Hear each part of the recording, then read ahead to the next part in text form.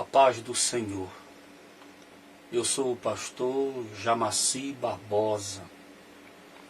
Mais uma vez, desejo abençoar a tua vida com uma palavra de reflexão para os nossos dias. Que o seu Deus te abençoe grandemente e que a tua vida seja transformada através da palavra, através daquilo que aprendemos, através daquilo que ouvimos, escutamos, principalmente o que é do Senhor. A palavra de Deus nos dá força para caminhar, abastece a nossa vida espiritual. Eu quero neste momento falar sobre Gênesis capítulo 2, versículo 7, que diz assim: E formou o Senhor Deus o homem do pó da terra, e soprou em seus narizes o fôlego da vida, e o homem foi feito alma vivente. O versículo 8 diz: E plantou o Senhor Deus um jardim no Éden, da banda do Oriente, e pôs ali o homem que tinha formado. Ainda Gênesis capítulo 15, ao versículo 24. E tomou o Senhor Deus o homem, e o pôs no jardim do Éden, para o lavrar e o guardar. E ordenou o Senhor Deus ao homem, dizendo: De toda árvore do jardim comerás livremente, mas da árvore da ciência do bem e do mal, dela não comerás, porque no dia em que dela comeres, certamente morrerás. E disse o Senhor Deus: Não é bom que o homem esteja só. Far-lhe-ei uma adjuntora que esteja como diante dele. Havendo, pois, o Senhor Deus formado da terra todo animal do campo e toda ave dos céus, os trouxe a Adão, para este ver como lhe chamaria.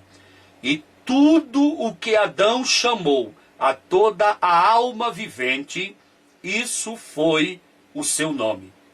E Adão pôs os nomes a todo gado, e às aves dos céus, e a todo animal do campo. Mas para o homem não se achava adjuntora que estivesse como diante dele. Então o Senhor Deus fez cair um sono pesado sobre Adão, e este adormeceu, e tomou uma das suas costelas, e cerrou a carne em seu lugar. E da costela que o Senhor Deus tomou do homem, formou uma mulher, e trouxe-a a Adão. E disse Adão: Esta é agora osso dos meus ossos, carne da minha carne. Esta será chamada varoa, porquanto do varão foi tomada. Portanto, deixará o varão seu pai e a sua mãe, e apegar-se-á a sua mulher, e serão ambos uma só carne. Atos capítulo 17, versículo 22 ao 27.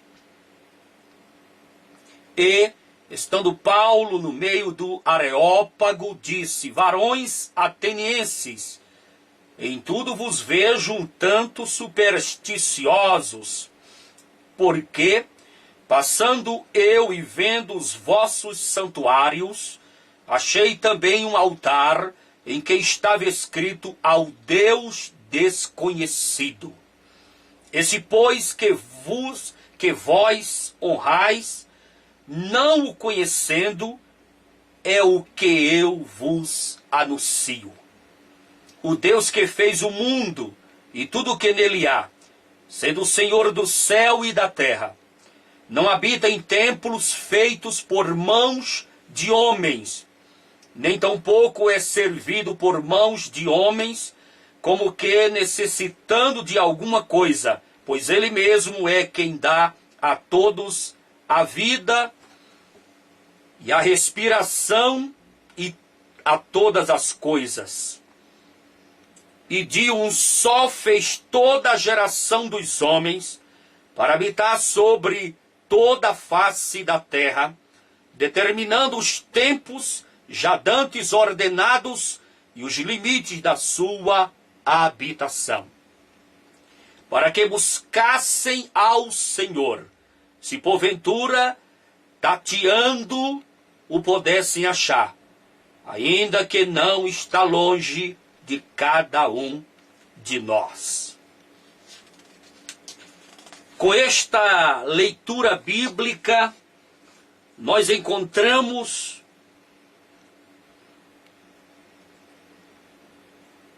no nosso texto de Gênesis capítulo 2, versículo 7, onde encontramos o relato da criação do homem. Essa citação, porém, leva-nos a meditar em Gênesis capítulo 1, versículo 27, onde temos a própria criação, considerando essas passagens como sendo a criação.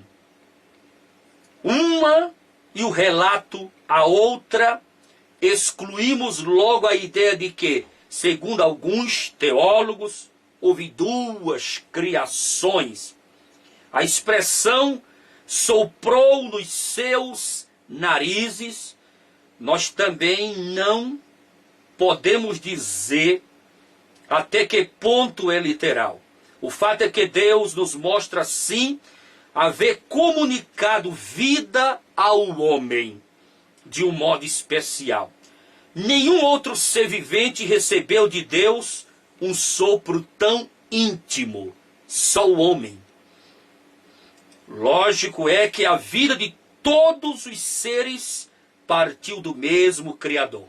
Mas a Escritura testifica, assim, a respeito do privilégio do homem nesse sopro direto, pessoal e íntimo de Deus. Nesse sopro, o homem recebeu do Criador essa vida, uma alma vivente. Nesse sopro, nos veio a inteligência, a vontade consciente, o conhecimento da moral, o gosto artístico e outras inúmeras faculdades. Nesse sopro, recebeu o homem a semelhança de Deus.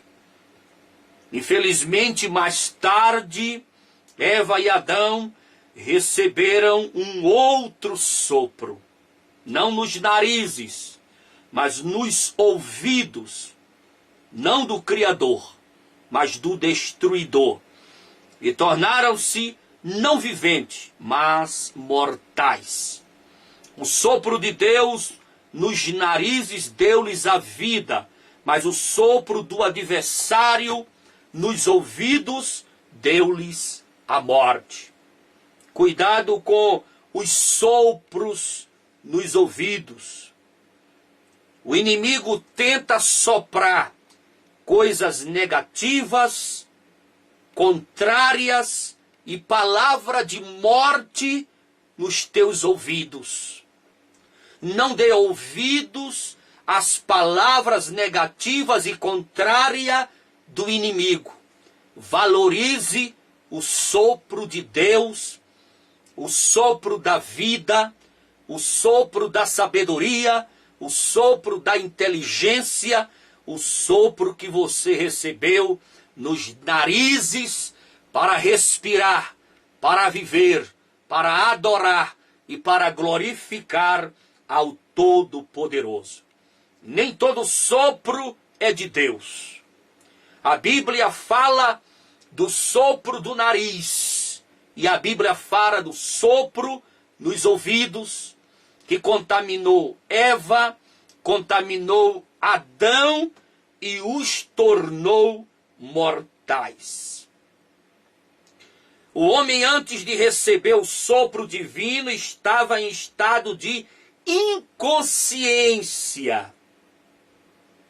Mas mesmo nesse estado, Deus tinha para ele uma vida perfeita, a semelhança da sua. Depois o homem, já criado e consciente, deixou o maligno suscitar a cobiça e assim injetou o veneno que tinha reservado ao homem.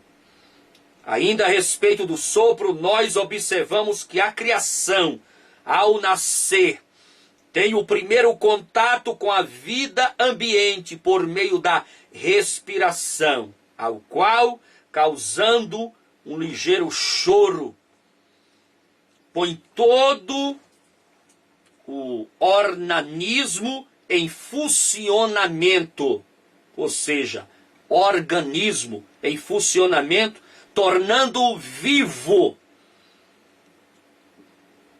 Por outro lado, ao esperarmos, ou seja, quando a vida, a alma, deixa o corpo, há um certo suspiro que se assemelharia bem à devolução do sopro que recebemos de Deus. Assim, ao morrer, o homem expira, como que soprando, e nesse sopro ele, a sua vida, a sua pessoa, a sua personalidade, deixa o corpo, sai do corpo do homem tudo aquilo que Deus então lhe soprara. O jardim do Éden era provavelmente numa extensa região da Mesopotâmia, na Ásia Antiga. Aliás, a palavra Mesopotâmia significa entre os rios. E essa região era entre o Eufrates e o Tigre. A narrativa bíblica a respeito do Éden tem sido dada como uma história falsa para entreter crianças e pessoas idosas. Mas para nós que cremos na Bíblia Sagrada, essas coisas são absolutamente reais. Foi nesse jardim que se deu, de fato, a queda dos nossos primeiros pais. Para os cristãos, essas coisas têm um realismo absoluto. E não vemos a mais leve razão para pô-las em dúvida. Para a pessoa que vive no mundo como servo do pecado, a queda de Eva e Adão parece uma fábula, mas para os servos de Cristo que têm se habituado a lutar contra o maligno a cada momento, o realismo da luta se torna vivo. Outrossim, o cristão, mediante a revelação das glórias futuras, sente de fato um anelo ardente por voltar à glória perdida pelo homem no jardim do Éden. Aquilo que o primeiro Adão jogou fora, o segundo Adão conquistou para nos dar vida eterna. A vida eterna conquistamos ao pé da cruz, pelo sacrifício de Jesus na cruz do Calvário. Deus plantou o jardim para que o homem desfrutasse de tudo que é bom. Mas o inimigo de nossas almas, conseguiu expulsar Adão e Eva do jardim do Éden. Assim como hoje, o inimigo de nossas almas tenta, planeja, arquiteta, maquina para expulsarmos da presença de Deus, tirar você da igreja, colocar você lá no mundão, voltar ao vômito do pecado, a lama do pecado. Por isso temos que vigiar, temos que estar de joelhos, temos que estar lendo a Bíblia, temos que estar segurando nas mãos de Jesus, para não sermos novamente expulsos da glória de Deus. No versículo 17, temos o primeiro de todos os mandamentos dados ao homem. Era assim estabelecida a dispensação adâmica, ao qual infelizmente foi desfavorável. O mandamento de Deus era no sentido do homem não comer do fruto da árvore da ciência do bem e do mal. Nesse caso, como em muitos outros, não sabemos delimitar até que ponto a palavra é literal. Mas também podia se tratar de fato de alguma árvore. Se a linguagem bíblica aqui for apenas simbólica, certamente foi necessário usar Deus, os símbolos para nossa conveniência. Quem sabe se essa árvore de ciência não simboliza uma ação fora dos limites da nossa compreensão, já que nós somos da semelhança de Adão após a queda. É impossível que enquanto Adão tinha em si a glória de Deus, tivesse também alguma compreensão diferente em vários sentidos. Em todo caso, temos de cingir-nos à árvore, pois assim a Bíblia diz.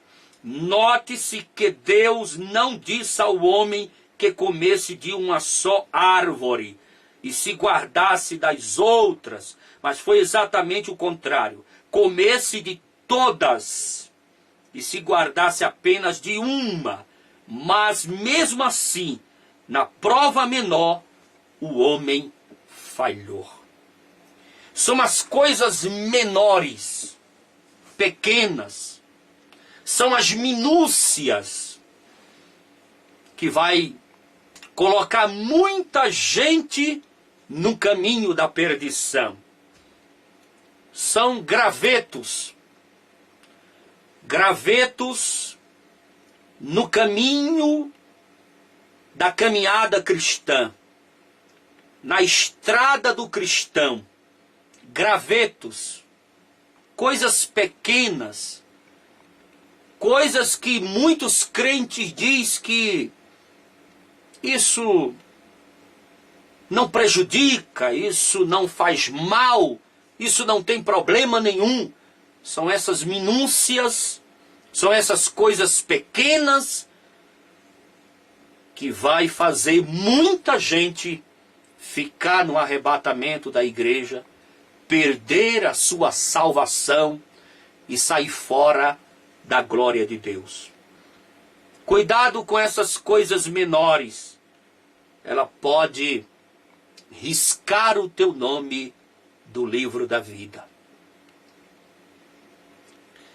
Ainda hoje, comparando ligeiramente, vemos crentes que em Cristo têm direito a todas as coisas e a glória de Deus.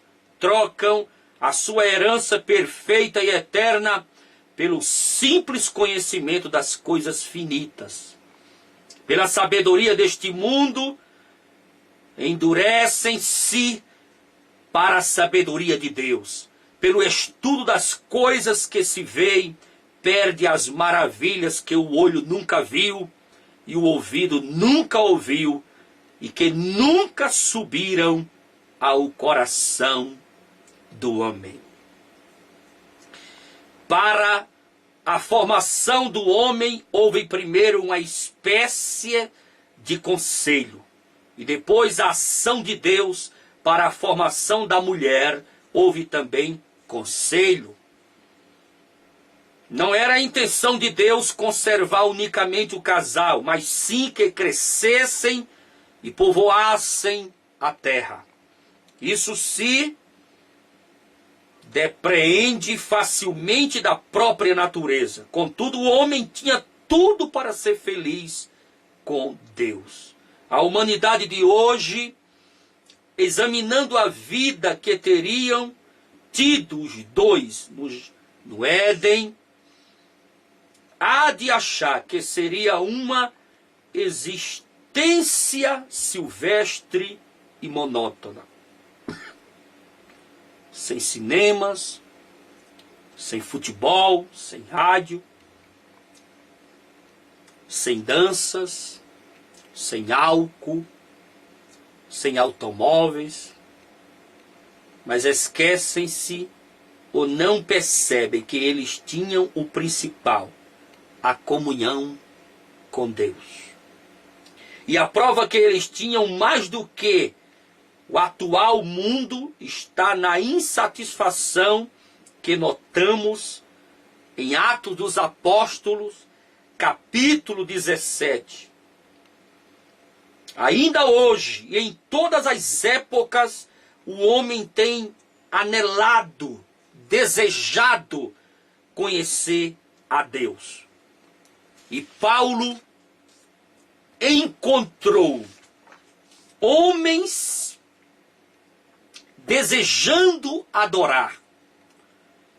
Paulo chegou num Areópago e disse aos varões atenienses: em tudo vos vejo um tanto supersticiosos, porque passando eu e vendo os vossos santuários, achei também um altar em que estava escrito: ao Deus desconhecido. Esse, pois, que vós honrais, não o conhecendo, é o que eu vos anuncio. A humanidade deseja, em todas as épocas, em todas as eras, a humanidade almeja, a humanidade necessita, a humanidade clama, a humanidade pede, procura um Deus para adorar, para reverenciar. A humanidade tem fome, a humanidade tem apetite, a humanidade procura um Deus para louvar, para adorar. Por que isso? Porque nós fomos formados para adorar.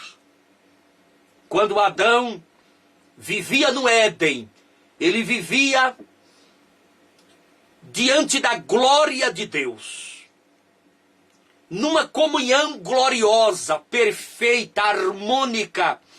E a Bíblia Sagrada diz que na viração do dia, Deus aparecia, chegava, ficava presente diante de Adão para conversar, para prosear, para bater um papo com ele, visitá-lo, conhecê-lo, conversar. A comunhão era uma comunhão perfeita, gloriosa. Deus criou o homem para adorá-lo, para reverenciá-lo, para respeitá-lo, para que o homem possa cultuar, glorificar ao seu nome. O Deus desconhecido que Paulo contemplou, aquela humanidade faminta, aquela humanidade que desejava um Deus, aquela humanidade supersticiosa, que adorava vários deuses, mas o desconhecido era justamente o Deus de Paulo. É justamente o meu Deus. É justamente o seu Deus. Aquele que nós adoramos. O Deus de Abraão. O Deus de Isaque. O Deus de Jacó. O Deus que encarnou o Verbo e morreu em morte de cruz. O Deus Espírito Santo, a Trindade Santa que nós adoramos, que nós glorificamos. Esse é o Deus desconhecido, o Deus de Paulo, o nosso Deus. Aquela humanidade desejava um Deus. Adão pegou toda a glória e toda a comunhão, jogou fora e deu ouvido ao sopro do maligno. Nós temos que vigiar, nós temos que guardar em nossas mãos o ingresso, a passagem, o passaporte desta vida para a vindoura,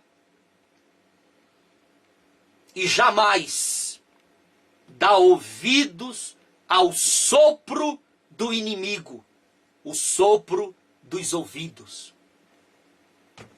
O que tem prejudicado muita gente dentro das igrejas, o que tem prejudicado a caminhada cristã, o que tem prejudicado a carreira eclesiástica de muitos líderes, de muitos crentes, de muitos pastores, é dar ouvidos ao sopro do inimigo. O inimigo continua soprando nos ouvidos, soprando fofocas, soprando disse-me-disse, soprando palavras negativas e contrárias, colocando na tua mente, falando aos teus ouvidos, coisas ruins, negativas e contrárias acerca do evangelho, acerca da igreja, acerca da liderança, acerca dos teus irmãos, acerca do teu vizinho de banco. Não dê ouvidos ao sopro de Satanás, ao sopro dos ouvidos. Glorifique e valorize o sopro que recebeste nas tuas narinas, que é o sopro de vida, o sopro do Todo-Poderoso, o sopro daquele que vive e reina para todo sempre, e escreveu o teu nome no livro da vida, e vai te levar para os céus no dia do arrebatamento da igreja. Eu quero neste momento orar por você e dizer com toda ênfase, com todo carinho e com todo amor: não dê ouvidos ao sopro do maligno. Valorize o sopro de vida que recebeste nas tuas narinas. Senhor nosso Deus e nosso Pai que estás nos céus, eu quero neste momento abençoar esta vida que está me escutando, me assistindo. Eu declaro sobre esta vida, Senhor, a prosperidade em tudo. Que os teus passos, que os teus caminhos, que a tua vida, que o teu trabalho, que a tua família, que o teu lar, que a tua casa, seja neste momento abençoada, abençoados no nome precioso de Jesus. Eu te abençoo. Toda palavra contrária, negativa, todo sopro do maligno que surgiu nos teus ouvidos, para você desistir, para você parar, para você recuar, para você cair fora da igreja, ou murmurar e falar mal da liderança da igreja, dos teus irmãos, seja agora repreendido da tua vida. Que tu sejas abençoado, abençoada, em nome do Pai, do Filho e do Espírito Santo. Eu te abençoo, desde agora e para todo sempre. Amém. A paz do Senhor. Que Deus te abençoe grandemente. Não dê ouvido às palavras que querem te parar. Você vai conseguir. Estamos juntos, um orando pelo outro. Jesus te ama muito. O teu nome está escrito no livro da vida. Um forte abraço.